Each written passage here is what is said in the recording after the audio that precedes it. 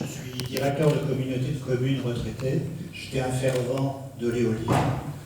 J'ai pris la mesure de ce que ça a causé au territoire.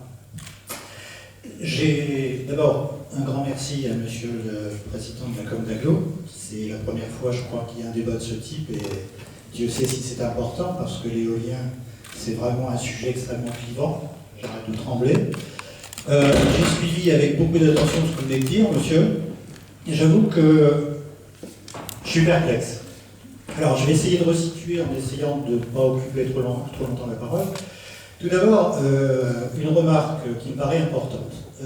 Il faut savoir qu'en France, aujourd'hui, vous m'arrêtez, hein, surtout si je dis une bêtise, l'électricité représente 24% de l'énergie que nous consommons. C'est-à-dire qu'il y a 76% donc, qui est destiné au chauffage, au transport et donc à l'agriculture et à l'industrie. Donc, à partir de là, donc, il faut considérer que donc l'éolien 26% et excusez-moi, l'électricité donc 24% et l'éolien représente aujourd'hui, enfin au 31 décembre 2015, 3,9% de la production. Ça veut dire en gros, si vous voulez, qu'aujourd'hui l'éolien produit 1% de la totalité de l'énergie que nous consommons en France. Ça veut dire aussi, moi je raisonne bêtement en mathématicien, que si un jour on voulait se séparer des autres formes d'énergie, il faudrait juste mettre 100 éoliennes là où il y en a une aujourd'hui. Je vous laisse imaginer ce que ça donnerait. Ensuite, j'ai cru comprendre au travers de vos propos que l'idée de remplacer le nucléaire par de l'éolien irait envisageable. Alors, il faut savoir, vous l'avez dit tout à l'heure, je confirme, il y avait 10 300 MW d'éolien installés en France. 10 300 MW d'éolien, ça correspond à la puissance de 10 réacteurs nucléaires. 10 réacteurs nucléaires, ça correspond à 3 centrales. Sauf qu'on doit faire un constat, c'est qu'aujourd'hui, les centrales, on n'en a arrêté aucune. 3,9% de la production, de toute façon, ça ne représente que dalle. Et si on devait apporter la preuve de ce que j'avance, c'est que vous savez tous, si vous suivez l'actualité, il y a actuellement 12 réacteurs qui subissent des contrôles techniques en raison de la présence de carbone dans leur structure. Eh bien, il se trouve que Madame, notre ministre de l'Environnement, a enjoint au directeur d'EDF de trouver dans les meilleurs délais une solution. Actuellement, la seule solution qu'on ait, c'est un, de prier pour qu'il ne fasse pas trop froid, parce que sinon c'est blackout, et deux, c'est d'importer à grands frais de l'étranger. Et aujourd'hui, c'est vrai qu'on importe et que l'éolien, très clairement, ne fait pas son boulot. Je vais vous donner un chiffre, et tous les chiffres que je donne sont adossés à des publications de RTE, elles sont vérifiables. Le 26 septembre à 12h30, les 10 300 MW d'éolien produits en France, installés en France, ont produit 34 MW.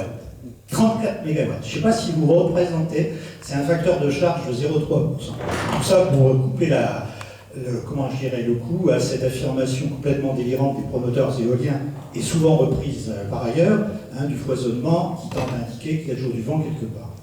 Ensuite, je voudrais aussi, vous m'arrêtez dès que j'ai trop...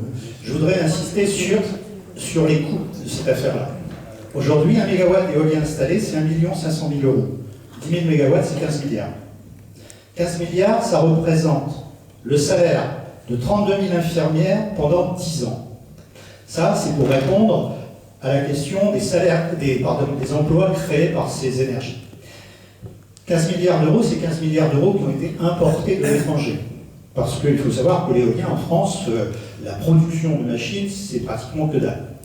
Ensuite, il faut savoir que la France est exportateur net d'électricité à hauteur de 10 à 12%. L'éolien, je vous le rappelle, c'est 3,9. Ça veut dire donc que en fait, l'éolien ne vient pas en remplacement, il vient en plus. On achète aujourd'hui, dans le cadre de l'obligation d'achat, où en fait, EDF est obligé d'acheter aux promoteurs éoliens le mégawattheure 82 €. Sur le marché de gros, en 2015, le prix moyen du mégawattheure était de 35,90 €. Pour chaque mégawattheure d'éolien, il y avait 46 € qui partaient dans la nature. 46 € fois la production éolienne en 2015, c'est-à-dire 20,1 TWh, 20 millions de mégawattheures, ça fait 970 millions d'euros. 20 000 emplois d'infirmières pendant un an. Ajouté aux 30 000 de tout à l'heure, ça fait 50 000 emplois qui sont massacrés chaque année pour le délire éolien. Je termine, je n'ai pour une seconde, par rapport à la question de, du bénéfice que l'on peut tirer en matière de réduction de gaz à effet de serre. Toujours sur le site RTE, je constate que 1 kWh produit en France en 2015 correspondait à 44 grammes de CO2.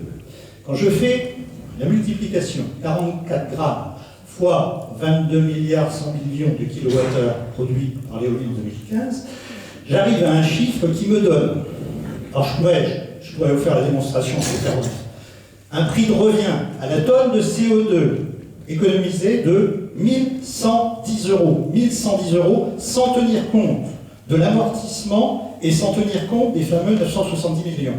Et si je tiens compte de ça, je vous fais grâce à la démonstration parce que si on est passé la soirée, mais ça fait 4440 € la tonne de CO2. Alors, je termine, simplement pour vous dire que si on continue dans ce délire-là, à mon avis, on se prépare des lendemains qui chantent. Merci. Merci, monsieur.